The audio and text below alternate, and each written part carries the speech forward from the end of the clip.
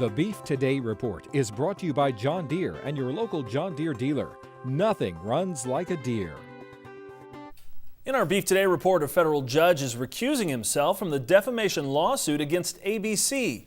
ABC is being sued for $1.2 billion by Beef Products Incorporated over its coverage of lean, finely textured beef. The judge says his daughter-in-law works as a producer on ABC's Good Morning America. While those battles are just beginning, many ranchers are fighting just to hang on to the herd. Drought and dry weather continue to force liquidations and sales. The recent cattle on feed report shows numbers well below year-ago levels. For analysts like Jim Bauer, the numbers indicate support for the market.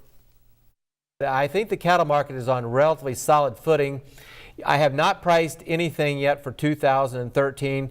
Last year we had a fortunate year. Our average price for our feeders was $161.48. Wow. About 1,300 points of that, though, was through the usage of underwriting out-of-the-money options, which we brought that revenue back to that client. Of course, we have to work with that client and make sure they have the inventory to back it up in case it get exercised on.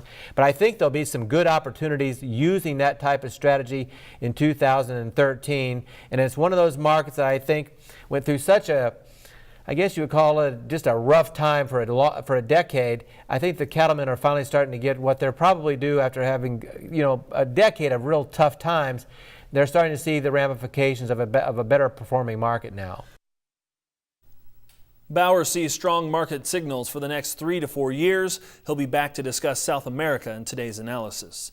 Climatologists in Nebraska don't have much hope for a change in the weather. Nebraska state climatologist Al Dutcher tells Brownfield forecasts are not calling for any significant increase in precipitation this winter. And without it, he says it's going to take an extremely wet spring to start reducing drought.